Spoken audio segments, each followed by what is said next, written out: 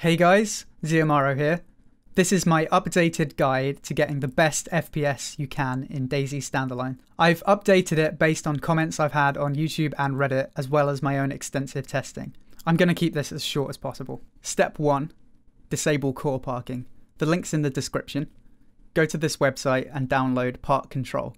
When you're ready to play your game, go to High Performance and click Make Active. Once you're done playing, come back to the program, go to Balanced and Make Active. Alternatively, you can download Process Lasso, or Lasso if you're American. This program automatically changes between high performance and balanced when you open and close games. However, it will only do this during the trial. After that, you'll have to buy the program. Step 2. DayZ Frame Boost. This gave me at least 3% better FPS. First, double-click DayZ Frame Boost. Then extract lpmanager.exe, and then right-click and run as admin. Next up, you'll have to find out which user DayZ runs under, and then you type it in here and click privilege. Then you restart your computer. Step 3, setting your launch options. I've done some pretty extensive testing on all of the options to find which of them work and which of them don't, and as a lot of people had said, CPU count, enable hyperthreading and all that sort of stuff is merely a placebo effect. All of that is just done automatically by DayZ. However, there are 3 that I still think could be quite useful. Dash no pause, dash no splash, and dash skip intro. The 4th parameter that you can add is the memory allocator. Again, I've done a lot of my own benchmarking here, and it's very hard to tell exactly what's helping. But in my tests, I did find that this TBB4 malloc_bi did seem to give me a slight frame boost. It could have been a placebo, maybe this is the default memory allocator, but I'm not entirely sure.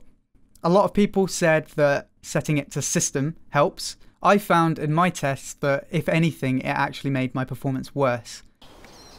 Next up, we have the in-game settings. There is one more section after this, so make sure you stick around for that.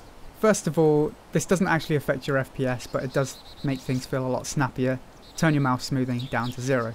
Next, go to video and make sure that VSync is disabled. It won't make a big difference straight away, but after we've changed a few more things, then you'll really notice a difference. Next up, go to quality settings and set objects to normal. You can set it to low or very low, and this will give you a very good FPS boost. However, players over 800 meters away may be invisible, which could be a problem if you're a sniper. Next up, we have terrain. This is actually controlled by the server, so it may not make a difference what you set it to. If you want, you can set it to very low, and if you go on a server that allows that, if there are any, then that will help your frame rate. Next, set clouds to disabled. They look nice, but they really destroy your frame rate. Shadows, this depends on your computer. I personally set this to very low because the difference for me between very low and disabled is really small.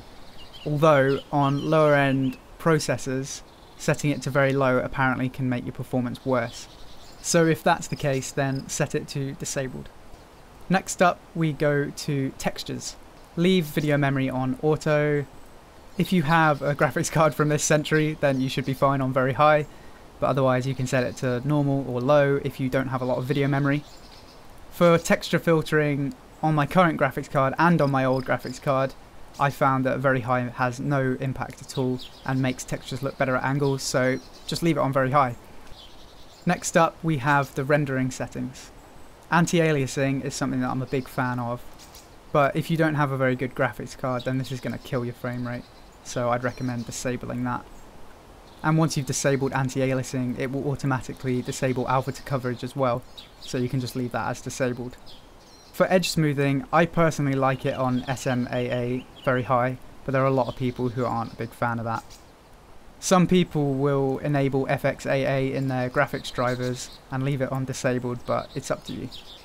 For HDR quality, put it on very low. Ambient occlusion looks very nice, but switch that off. I'd recommend turning post-process quality to disabled. Bloom and rotation blur may look nice to some people, but even if you're not trying to improve your frame rate, I'd recommend turning this off because it makes people a lot easier to spot in the distance. Finally, if you're still really struggling for frame rate, then you can change your rendering resolution to 88% or maybe 83%. this might help if you don't have a very good graphics card. Next up, we have the DayZ config file. Go to My Documents and then DayZ, right click on the DayZ config file and click Edit. The first thing you can change is GPU max frames ahead. Change that to 1 and GPU detected frames ahead to 1. This makes the game feel a little bit snappier, but it does actually lower your frame rate. So if you're really struggling for frames, leave it as is. Once you're done, close and save. Next up, go back to the DayZ folder, and there should be a file named the same as your DayZ username. Right click on that and open it with Notepad again. Then scroll to the bottom and there should be a few settings here that you can change. First up, we have the shadow Z distance. If you've disabled your shadows, then you won't need this, but if you're still using them, you can half this value from 100 to 50, and this will help your frame rate if you're using shadows. Next up, we have view distance and preferred object view distance. These are roughly in meters, so at first they're set to over 3,000, but if you set them as low as 1,000, you'll still be able to see 1 kilometer away, but it will give you a huge FPS boost.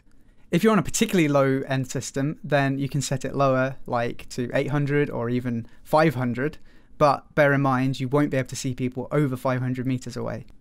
This may be a problem if you're a sniper, but if your computer can't run DayZ comfortably any other way, then this may be your only option.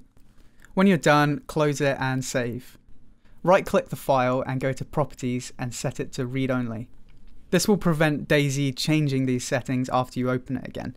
But bear in mind that if you want to change anything in the settings again, you'll have to come back to this file and uncheck Read Only. I hope this tutorial has been useful.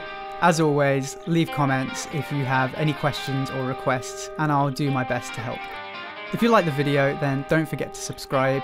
But until next time, cheers!